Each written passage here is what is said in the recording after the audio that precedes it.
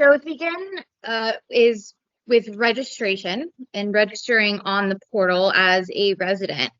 And to do that, you'll simply type into your browser the HTML that's provided in the guide. It's an easy copy and paste. Also in the guide is a QR code that can be scanned by your smartphone or tablet that will automatically pull up this website here. And to sign in, to register, you'll actually click on the sign in button. And then there's a create an account option. You'll enter all of the information in the fields that have the asterisk. You don't necessarily need to know your account number.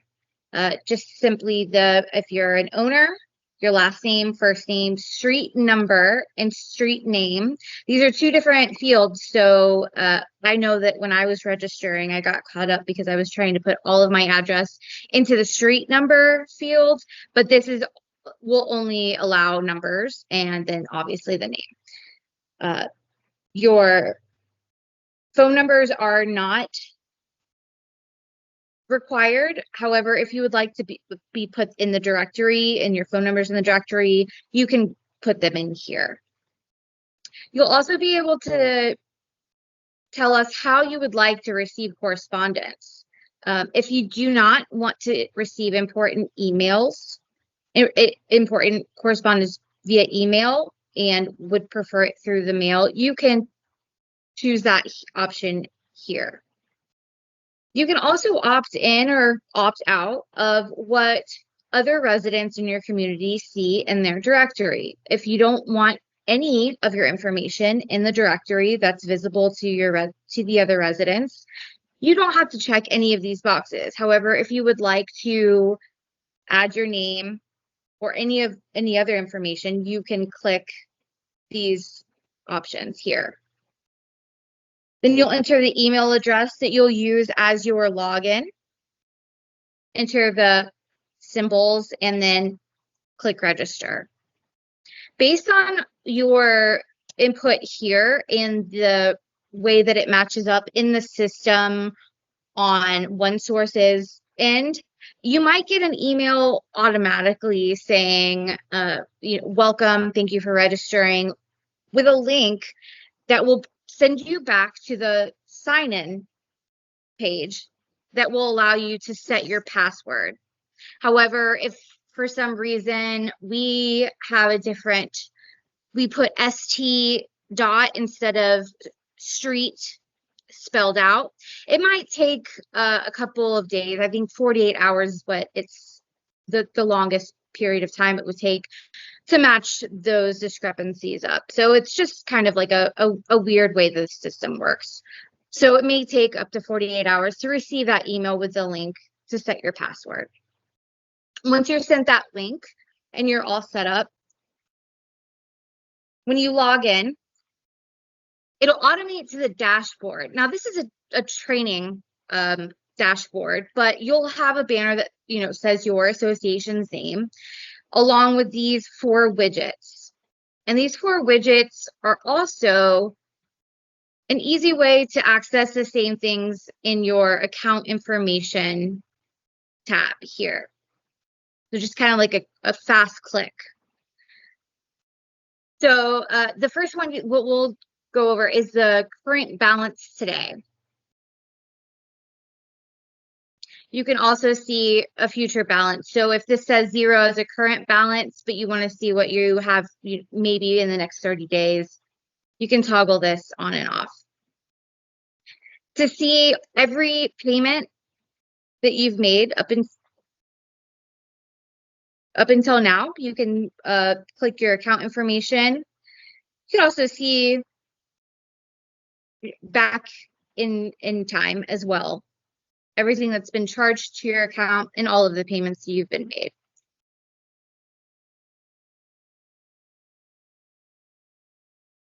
You'll also be able to make a payment straight from this widget.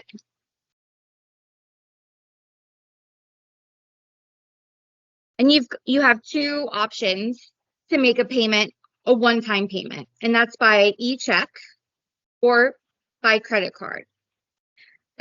E-check is essentially paying by ACH.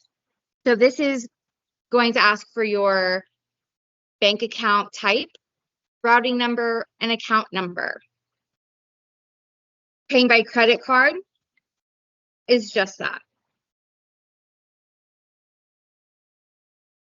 This page also allows you to set up recurring payments. So this is going to be an auto pay. It's not the same as an ACH that's being pulled through OneSource. If you set up new recurring payments on your portal, you're allowed to set the amount that's being pulled as well as the date that is going to be pulled. Does anybody have any questions on the make a payment page?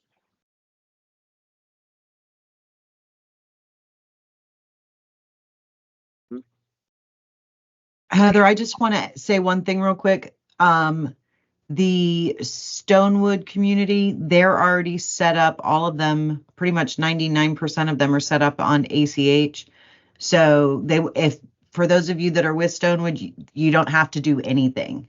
You're already set up on ACH. That information is transferring and communicating with Sync, and you don't have to worry about a thing. Thank you. All right, going back to the dashboard, we'll take a look at violations now. And I just want to point out, like I said, these widgets are also, these links can also be found under the account information. So if you tab here, account information, that's going to take you to the ledger again.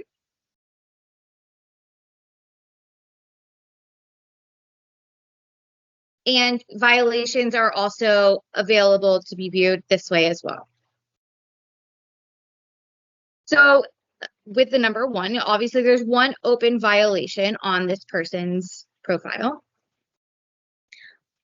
And you'll see all of the open violations here. And to view what it is, we can click on details.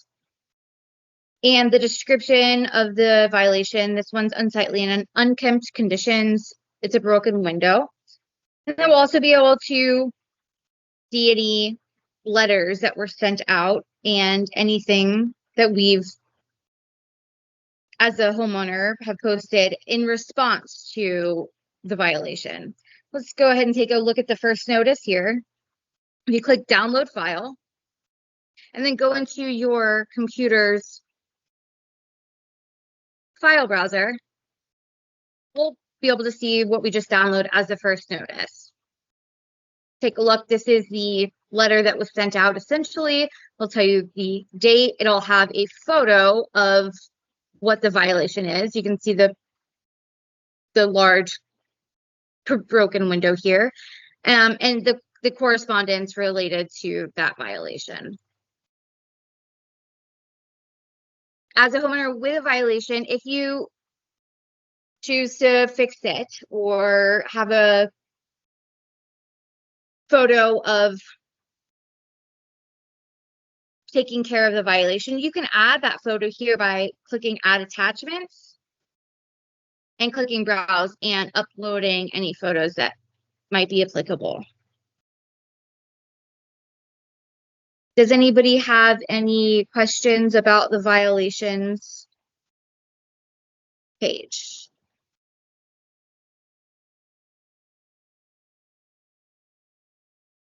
Okay. Going back to dashboard, move on to the work orders. Again, this is also available here through this tab, account information, work orders. Let's see, we've got one work order open, it looks like. And we can add another work order that this is essentially asking your board to take a look at something that you would like them to help with, right? So it looks like the open one, there's a pothole. To view the details of our open orders, there's a pothole collecting water, and then this is going to be an image that was uploaded of that issue being requested to take care of. Looks something like this. Your board will be able to see all of this. You can also add comments and attachments to the open work orders, or just add a new work order. Are there any questions about the work order widget?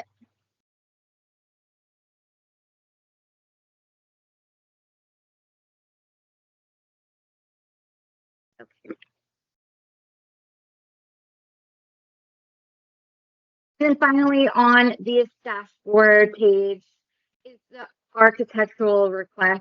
Once again, you can also view this under the account and information and architectural requests. This person doesn't have any architectural request open. If they did want to open a request, you can add one here. Choose the type of request, say landscaping, provide a brief detail. Let's say I would like to add a topiary. I'm going to add a photo of what that topiary might look like from my computer or smartphone, and then hit submit. And this will send it to the board to view and review. Does anybody have any questions about ACC architectural requests?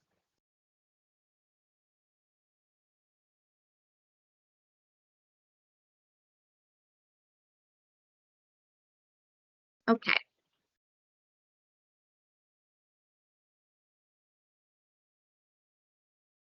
Pardon. Okay. The other tabs in the portal include the community information and all of the options under the calendar, which will have different categories based on your association. If there are social committees, the social committees might have different events. If you'd like to see when the board meetings are, that might be a different category. Just choose the category you prefer or all categories.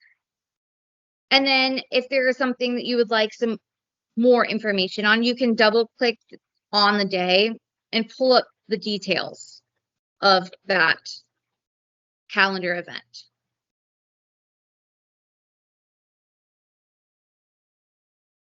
Also under community information are going to be documents.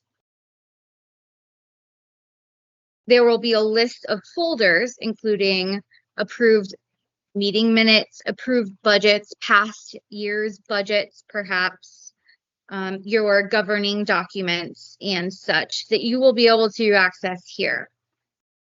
For this test training association, we have approved budgets. And then to view it, we'll just double click it. It's going to download onto our computer or tablet, and we'll be able to access that through our downloaded files.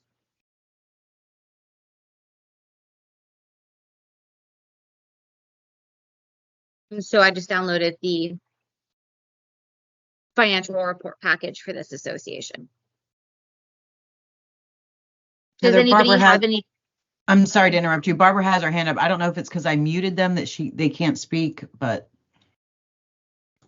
Okay, let's unmute her. Oh, shoot. I don't get me. Let me see if I can unmute her. Barbara, you should be able to unmute yourself, I think. You should be good.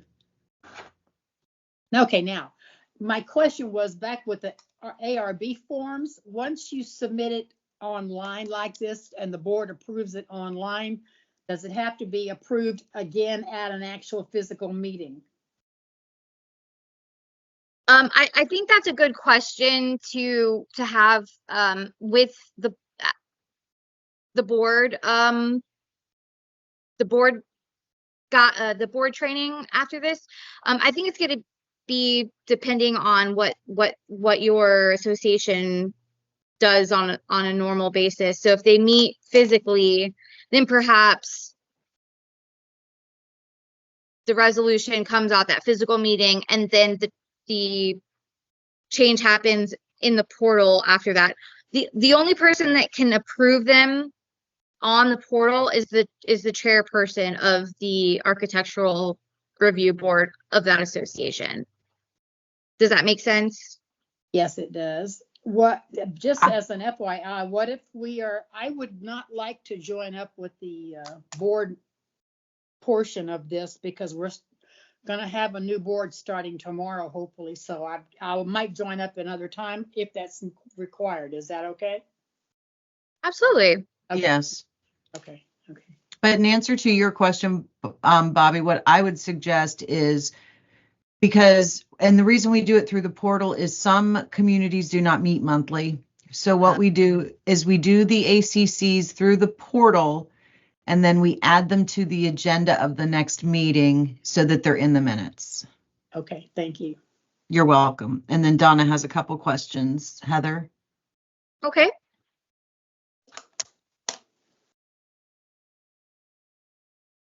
Let me unmute. Can you unmute yourself? Hit your microphone at the top and unmute.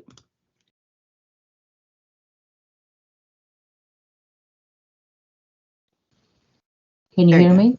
Yes, ma'am. Okay, I'm Donna Thompson. I live at Trailwoods condos, Yes, ma'am. and I was wondering, I must have missed something. What is the website to get onto this going to be? We Yeah. just Heather, just so you know, we just acquired Trailwoods on February 1. So we actually have to email them the sync instruction letter. Okay. I will send that right out as soon as this is over. But essentially, you'll have two guides sent to you, one for residents and then one for board members. But they're both going to be the same website, which will be listed in one of the first pages of that guide, that you can easily copy and paste into your browser. I can give it to you right now if you'd like to write it down for your reference. Well, Or you if can you, just send it to me. okay, all right. It's And then it's definitely. My second question was, you just took us over February 1st, and I had auto pay through the other company. Is that going to be approved through this, or am I going to have to renew my? That's a good question. Your previous management company was with Sync. So yes, that management company was with this same software. So Correct. Blue Wave gave us permission, or gave Sync permission, to extract all the information and move it over to our OneSource Sync, if that makes sense. It's a little confusing. But I am verifying that the existing ACH payments are being forwarded over to us. I do know that I heard from Blue Wave, and I have to go up there next Wednesday and pick up some checks and payments that were processed or mailed to Blue Wave. But I'll confirm that, and I will get back to you on my end. Well, the reason I asked is because they took out $250 this month, February 1st, and I just wanted to make sure where it went. Okay. You know what I Well, mean? we kept the same bank accounts. We just changed ownership. So Right. it went to the right bank. I just need to make sure that they get posted to the correct owners. Fantastic. Okay. Thank you. My pleasure. Okay, sorry about that, Heather. No. Thank you for the questions. I'm going to just continue on the community information tab. The next is the directory. Now, this is going to be the directory that we referred to in those opt-in options when you sign up for Sync. This is where that comes into account. So if a resident needs to see the homeowner directory, or would like to see the directory and reach out to their subscribers, only the people that opt in to have their information shown will show up here. Now, board members have the obligation to at least show their names and I believe their email addresses to their residents. So the board members will be shown here.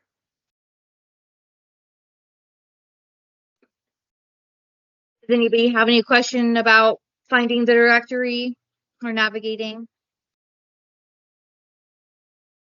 Okay. Then the last tab on community information is photos. And these are just fun ways to share different things that are happening throughout the community. For this community, our little aliens had a yard sale. They put in a new playground.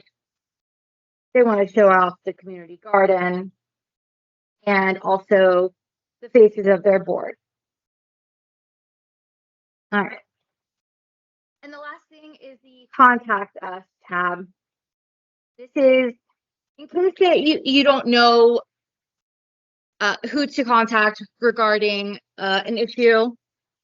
You can use this generic tab. It'll go to, hey, Brenda. Brenda, I think your camera, okay.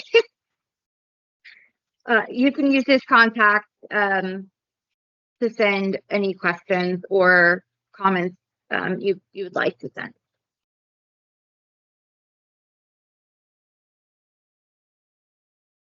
And that is the overview of the resident portal.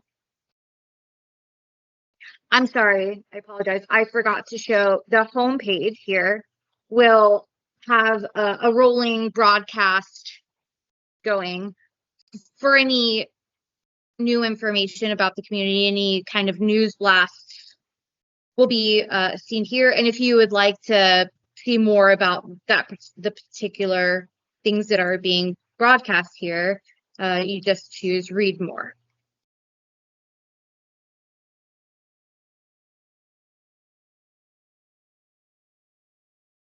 Now there's also an option if you perhaps own multiple properties in your community or happen to own a property in one source's communities and one in a completely different community.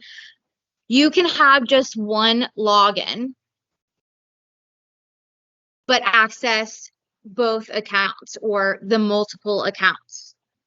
And to register your secondary or third account or property, you'll go up to the right-hand corner of the page and click on your name and go to My Profile.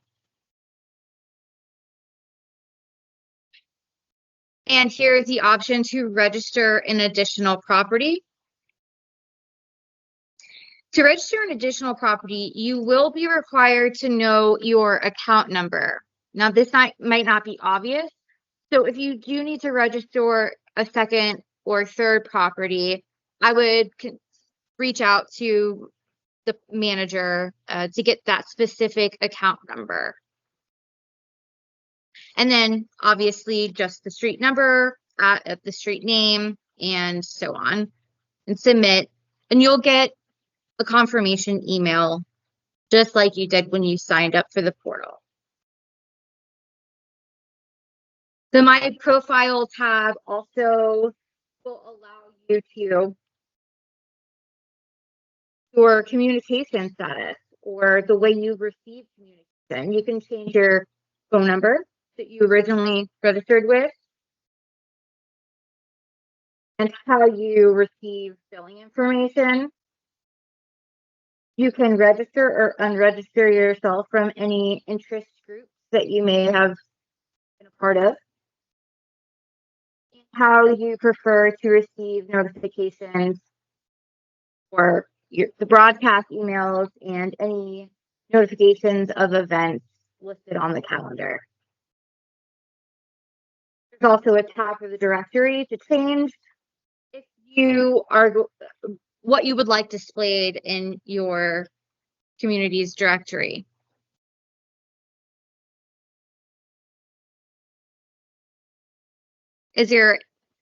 are there any questions regarding editing your profile?